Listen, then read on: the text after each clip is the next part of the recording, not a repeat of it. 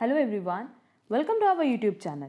हमारा आज का सेशन अगेन ये जो इम्पोर्टेंट क्वेश्चंस की सीरीज़ है उसी पे है। ये सारे questions Delhi University entrance test के लिए बहुत इंपॉर्टेंट है। हमने ऑलरेडी 3 सेशंस अपलोड किए हैं। एक सेशन में हमने क्वेश्चन अपलोड किए थे जहाँ पे हमने कंट्रीब्यूशन माइनस फिक्स कॉस्ट फॉर्मूले में तो बताया था, बट जब हमने क्वेश्चन सॉल्व किया था तो वो उस क्वेश्चन में एरर हो गया था। वो क्वेश्चन अभी हम आज के सेशन में दोबारा सॉल्व करके बताएंगे। पर उसके पहले चलो जल्दी से कुछ और इंपॉर्टेंट क्वेश्चंस डिस्कस करते हैं। एग्जाम पॉइंट ऑफ व्यू से सारे क्वेश्चंस बहुत रेलेवेंट है। हमारे पास पहला क्वेश्चन है, amount of unrealised profit is ₹50,000 stock with subsidiary sold at a profit of 25% on cost by parent is. अब यहाँ अगेन क्वेश्चन में देखो हमसे अनरियलाइज प्रॉफिट कैलकुलेट करने बोला है और हमारे पास ₹50,000 मेंशन किया हुआ है। अब क्योंकि क्वेश्चन साइलेंट है तो नो डाउट हम क्या मानेंगे कि जो स्टॉक की वैल्यू है वो कितने पे वो किस पे होगी, कॉस्ट पे।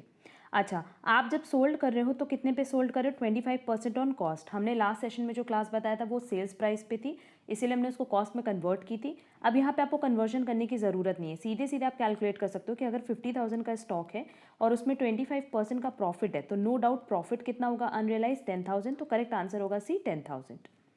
नेक्स्ट एक क्वेश्चन देखो, ये हमने होल्ड कराया था। कह रहा है company manufactures one product with a standard direct manufacturing labour cost of 4 hours at ₹12 per hour. मतलब जो आपके पास standard direct manufacturing labour cost है वो कितनी है? ₹12 पर आवर है। एंड कह रहा है कि एक यूनिट बनाने में आपको 4 आवर्स का टाइम चाहिए। ड्यूरिंग जून 1000 यूनिट्स वर प्रोड्यूस्ड। आपने पूरे जून महीने में कितने यूनिट्स बनाए? 1000 यूनिट्स बनाए हैं। एंड ओवरऑल आपको कितना टाइम लगा? 41 आवर्स लगा। और पर आवर आपने कितना पे किया है? 12.20। अच्छा, कंपनी का जो स्टैंडर्ड था वो कितने का था कि ₹12 पे करेंगे, पर पेमेंट करना पड़ा 12.20 का। एंड एक यूनिट बनाने के लिए स्टैंडर्ड टाइम थी 4 घंटे, बट अगर इसके हिसाब से देखें तो टाइम लगा 4.1 hour. The unfavourable direct labour efficiency is. तो देखो सिंपली अगर हम लोगों को डायरेक्ट लेबर एफिशिएंसी वेरिएबल निकालना है तो ये आप कैसे कैलकुलेट कर सकते हो? Standard labour hours minus actual labour hours multiply by standard labour rate. हमारे पास स्टैंडर्ड लेबर आवर्स दिया है, हाँ दिया है।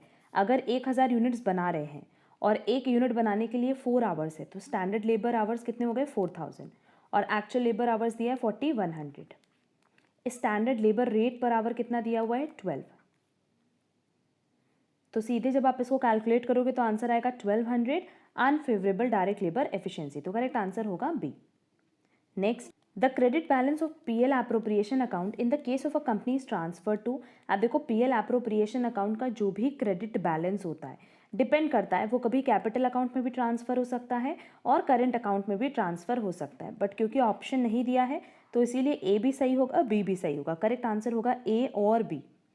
Next, if consumers think that there are very few substitutes for a good then. अब देखो अगर आपको लगता है कि फ्यू सब्सटीट्यूट्स मार्केट में अवेलेबल है तो सबसे पहले तो आप अपने प्रोडक्ट से स्विच करने का ट्राई नहीं करोगे, क्योंकि आपको पता है कि एक या दो ही सब्सटीट्यूट्स मार्केट में अवेलेबल है। ठीक है, तो ऐसे केस में जो इलास्टिसिटी ऑफ डिमांड होता है ना वो किसके बराबर होता है? ज़ीरो के।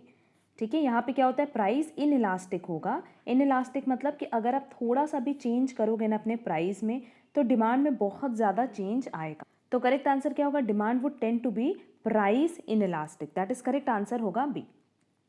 ये क्वेश्चन देखो, ये भी एग्जाम पॉइंट ऑफ व्यू से बहुत रेलेवेंट है, बहुत सिंपल सा क्वेश्चन है। यहाँ पे हमें X Y Z and W की वैल्यू कैलकुलेट करना है। हमने इसका आंसर इनकरेक्ट टिक कराया था बट सॉल्व करेक्टली किया था। देखो सिंपली क्या करना है, पहले आप वो ऑप्शन चूज करना जहाँ सेम वेरिएबल है। जैसे अगर 2x minus 3y is equal to 1 है तो x plus 4y is equal to 6 है। ठीक है, ये तो बेसिकली मैट्रिसेस है। इसको मल्टीप्लाई बाय 2 कर दो तो ये हो जाएगा 2x plus 8y is equal to 12। और ये फर्स्ट इक्वेशन है, इसमें से माइनस कर देते हैं फर्स्ट इक्वेशन को। ये हो जाएगा minus minus minus plus minus, ये कट गया। ये हो जाएगा 11y इज इक्वल टू 11 और y इज इक्वल टू 1। तो मेरे पास y की वैल्यू आ गई 1, जो कि ऑप्शन 2 या ऑप्शन 3 में दिया है। अच्छा, अब ऑप्शन 2 और ऑप्शन 3 में देखो कि x की वैल्यू सेम दी है तो x की वैल्यू फाइंड आउट करने की ज़रूरत नहीं है। अब हम लोग w या z की वैल्यू फाइंड आउट करते हैं। तो पहला देखो एक इक्वेशन हो जाएगा z minus W is equal to -2 और दूसरा हो जाएगा 3z plus 4w is equal to 29। अब इस इक्वेशन को अगर हम 3 से मल्टीप्लाई कर दें तो ये हो जाएगा 3z -3w is equal to -6 and यहाँ minus minus minus plus minus minus plus, ये कट गया, ये हो जाएगा 7w इज इक्वल टू, ये प्लस है तो ये हो जाएगा 35। तो w की वैल्यू कितनी आ जाएगी 35 डिवाइडेड बाय 7 दैट इज़ 5, जो कि ऑप्शन 2 में दिया है। तो करेक्ट आंसर होगा 2। बाकी जो रिमेनिंग वैल्यू है जैसे z है तो उसकी वैल्यू आप लोग कैलकुलेट करके देख सकते हो। नेक्स्ट क्वेश्चन नंबर 42 देखो, ये क्वेश्चन हमने अपने इम्पॉर्टेंट MCQs जो लास्ट ईयर बताए थे, कुछ important MCQs related to maths, उसमें ये पॉइंट हमने अच्छे से डिस्कस किया और मेरा आंसर आ रहा था 1.75।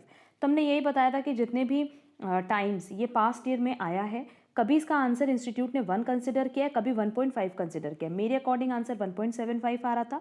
तो अगर आपके पास ऑप्शन में 1 या 1.5 दिया है तो आप उसी को कंसिडर करोगे, एग्जाम में आपको वही कंसिडर करना है। तो इसकी क्लास हम डिस्क्रिप्शन बॉक्स में डाल दे रहे हैं, जहां हमने important MCQs related to mathematics last year discuss किया था, वो क्लास आप लोग कवर कर लेना। Next, which of the following statement is true about the relevant cost. अब देखो रेलेवेंट कॉस्ट की बात करें ना तो इसको हम लोग अपॉर्चुनिटी कॉस्ट की तरह भी एक्सप्रेस करते हैं। अपॉर्चुनिटी कॉस्ट मतलब बेसिकली क्या होता है, नेक्स्ट बेस्ट ऑल्टरनेटिव जो अवेलेबल होगा।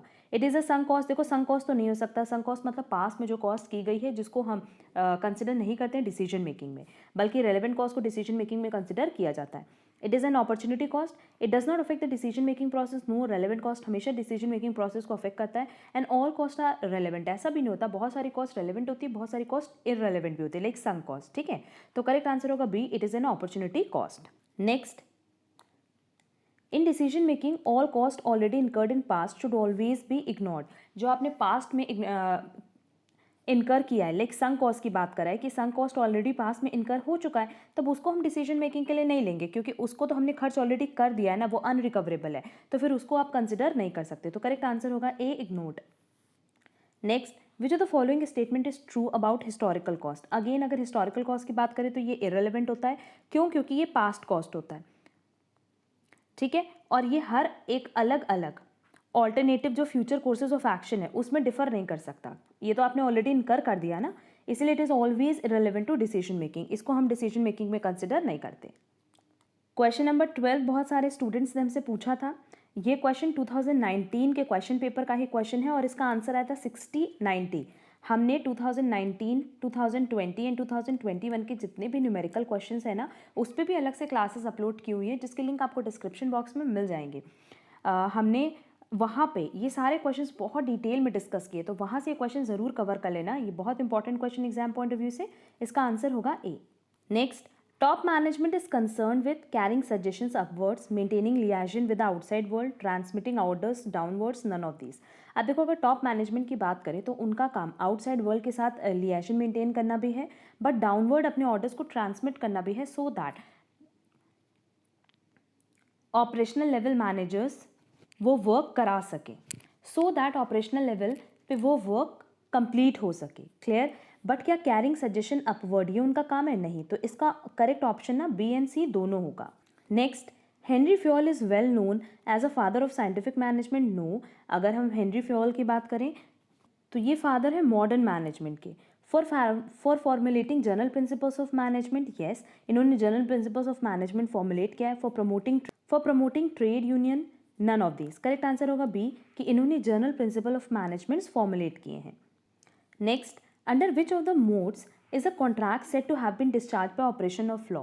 अब देखो यहाँ पे ऑपरेशन ऑफ लॉ बोला था, एंड ऑपरेशन ऑफ लॉ में क्या होता है कि अगर किसी एक पार्टनर की डेथ हो गई, कोई एक पार्टनर इंसॉल्वेंट हो गया या मर्जर की सिचुएशन है, उस पॉइंट ऑफ टाइम पे हम मानते हैं कि लॉ मतलब कोर्ट उसमें इंक्लूड होगा, सो दैट कॉन्ट्रैक्ट को डिस्चार्ज किया जा सके, कंप्लीट किया जा सके। ऑप्शन देखते हैं, performance of the contract by both the parties, mutual consent of the parties, lapse of time, insolvency of either the party. इसका करेक्ट आंसर बी नहीं, इसका करेक्ट आंसर डी होगा। ये क्वेश्चन देखो बहुत important exam point of view से। On 31st December 1982 the assets and liabilities of the firm were 40,000 and 30,000 respectively. The firm was dissolved and a sum of 60 पैसा and a rupee was paid to the creditors. What was the loss on realization? देखो firm के पास asset कितनी है 40,000 की, and liabilities कितनी है 30,000 की।